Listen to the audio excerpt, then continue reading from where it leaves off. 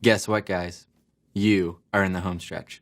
Our page has really come together, and we've got our media query set for smaller sizes. So now, let's look at how to polish and finesse our design. Some of the things I have in mind are styling our content at the bottom to be a drop-down nav at the top, arranging our benefits section as an aside to our requirements section, and adding some nice transitions and animations. First, let me explain the extra credit from the last video on how we achieved this drawer effect for our aside content at larger screen sizes. We set a breakpoint of 64.125 em, which is just slightly larger than our 1024 pixel or 64 em breakpoint. The reason behind this is we'll be utilizing a CSS hover effect that won't work on touchscreens, and most touchscreens are under this pixel breakpoint. Since we don't have access to the HTML or JavaScript to create an on-click event, we'll utilize this media query to show this drawer effect for our desktops. It's not a perfect solution, but it's our next best option since we don't have access to other tools to create a bulletproof one. So, with our min width at 64.125 em, I've set our aside to have a position of absolute, a top of -26.5, so the majority of it's hidden above our header section, and a transition of all 0.4 seconds and ease to create that nice sliding out effect. Next, I've set the hover state to be a top of -1 em, which will be where it slides to once it's hovered over. Then I've added a simple button-like plus symbol with the pseudo selector after on our aside and set its content to be a plus symbol.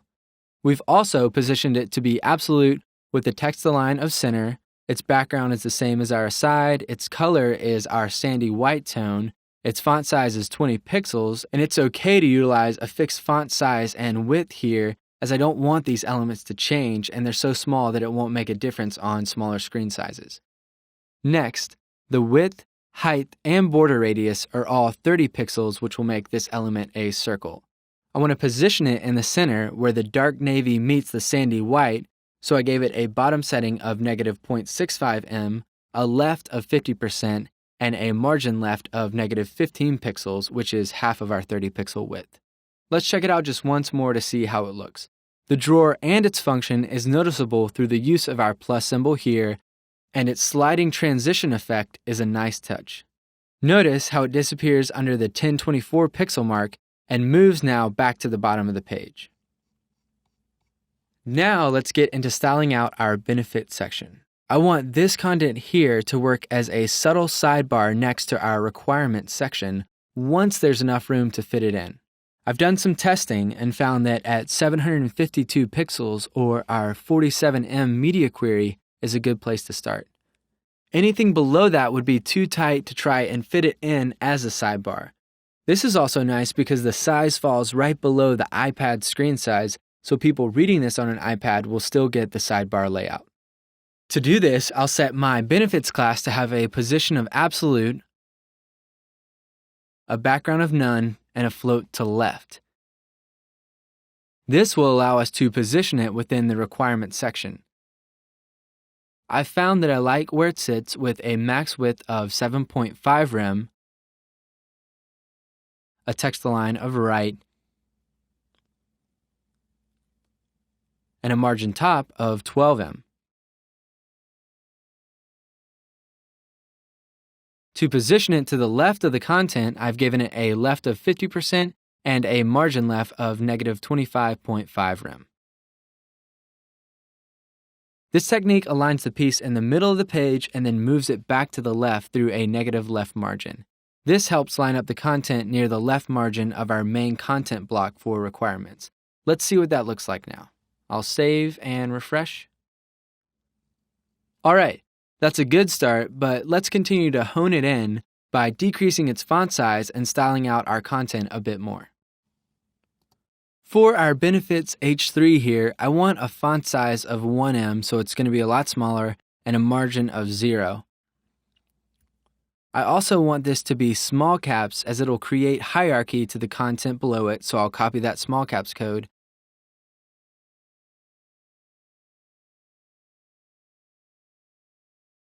And I'll set its font style to be normal since our base H3 is italic. Now for our paragraph copy and our benefits class, I'll set its font size to be 0.75 em, the next size down in our scale, with a line height of 1.4, so it's a bit tighter because our measure is a little tight here. Let's save and see what that looks like. Great. Our benefits has been nicely arranged to the right side of our requirements section. This will need some tweaking as the browser expands because font sizes change in our media queries, so let's fix it up. As we increase our browser size, we notice our font change here. Our measure for our benefits section is now a little tight and it's a little too close to the edge of our requirements, so let's fix that up. Our min width media query will correspond to our max width one, so we have this one set up at 54em. I'll change our benefits class to have a slightly larger measure of 8rem and give it a margin top of 12.5em and a margin left of -28rem, which will position it well within our requirements class again. Let's check out what that looks like. Good deal. It's starting to work well for medium sizes here and feels positioned well within the container. With the font size increase at 64em, our benefits class could use some more changes. So I'll go in and adjust our max width, our margin top, and our margin left here to align it well within the container again.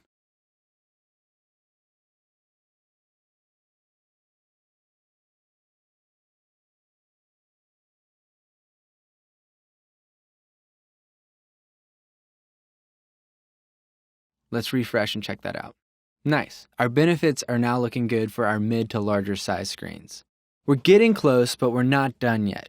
I want to make 2 more media queries for large to extra large screen sizes. People usually sit a little further back from large displays, so it's nice to have a font size increase for comfortable reading.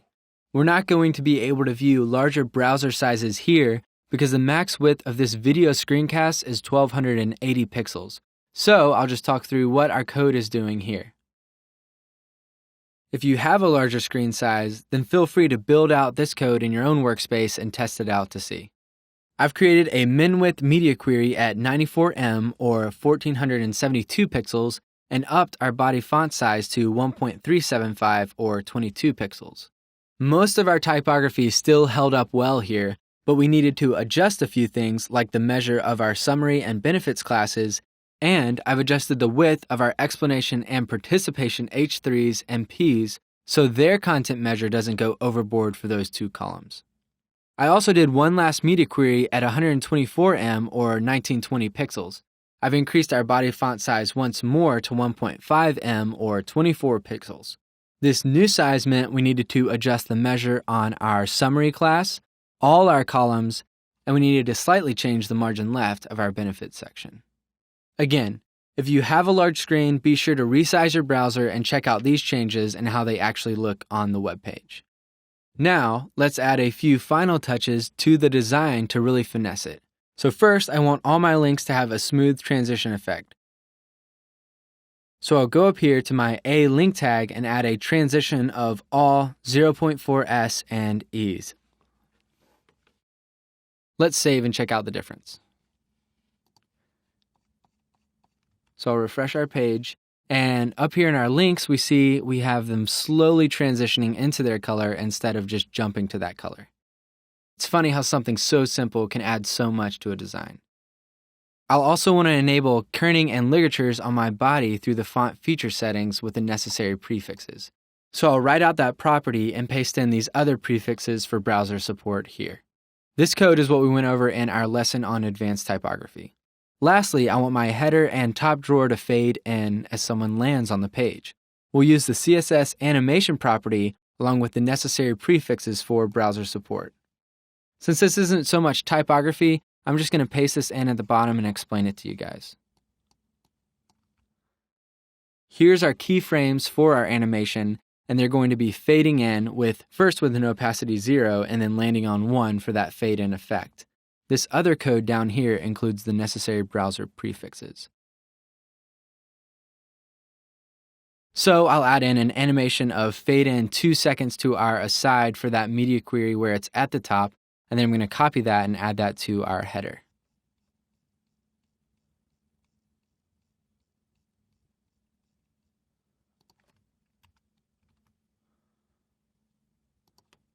Let's save and check that out. Ah, yeah, that's nice. Just in case you missed it, I'll do that one more time.